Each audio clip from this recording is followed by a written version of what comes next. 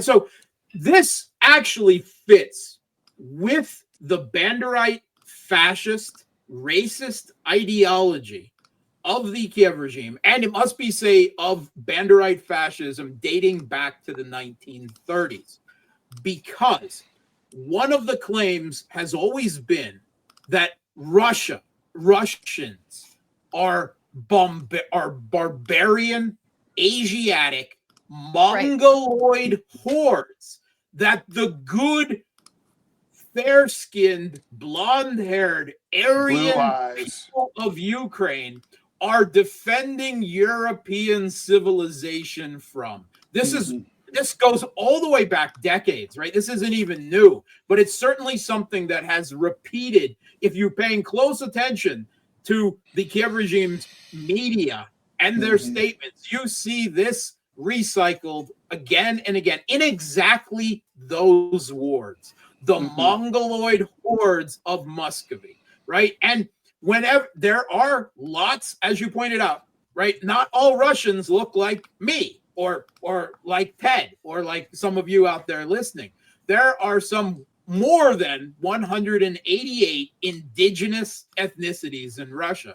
And while they are a minority of the population in total terms, that's still millions of people. And if you go out east, where there's, eastern Siberia, where there's far fewer people, of course, there's a lot more of them. And a lot of them have served, as volunteer contract soldiers in the special military operation.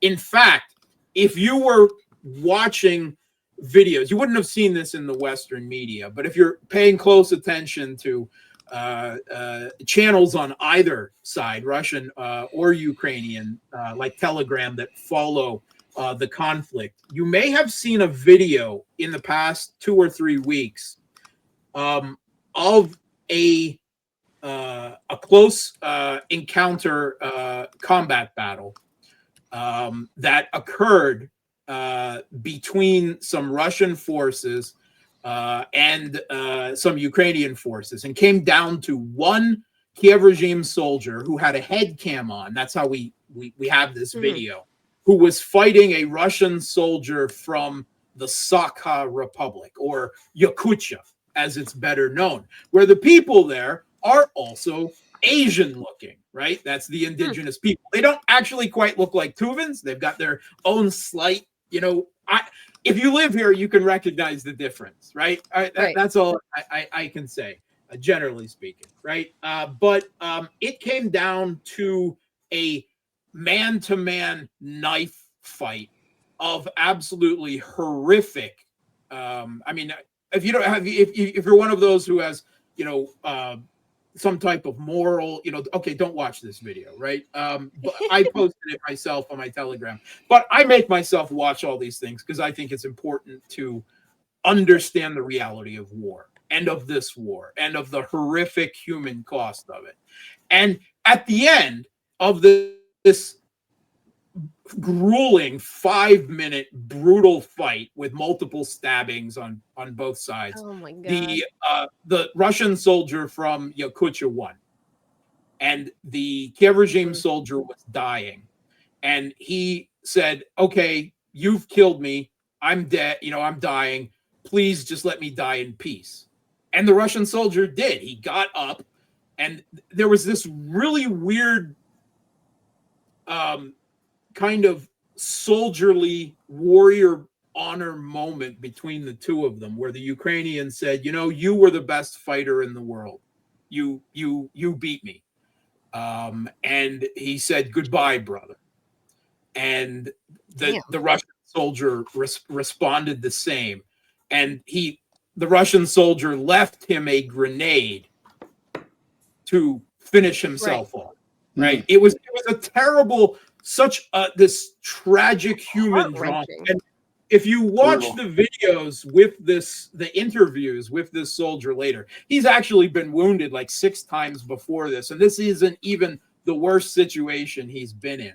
But he kept saying again and again that the most important thing to take away from this fight that you're watching, and from this war, is the human cost, and that the most important thing for a soldier is to not lose one's humanity in the course of a conflict like this. He was extremely eloquent and odd, and not eloquent in a rhetorical sense, but just in what he was saying and how earnest he was about it. Now, the Kiev regime media, these social media interlocutors of the Kiev regime, all over Twitter and wherever, Telegram, wherever else you can find them, they were furious about this. Why?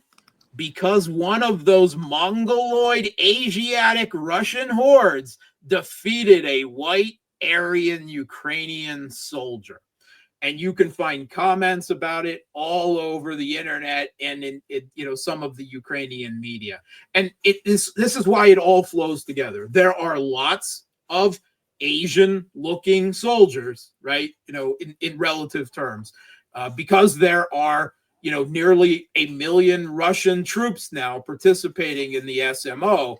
There are probably 100,000 or at least tens of thousands of Asiatic Russians. And the Kiev regime is using this to their advantage. But the most important to me is the absolute decrepitude of the Western media in reporting this. They never once question anything they're told by the Kiev regime or the Ukrainian intelligence. It's always Zelensky claimed this.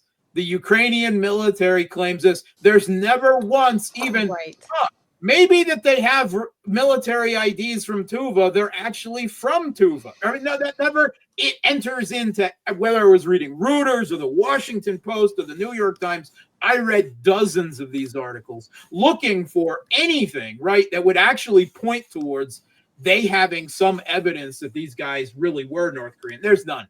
They got nothing.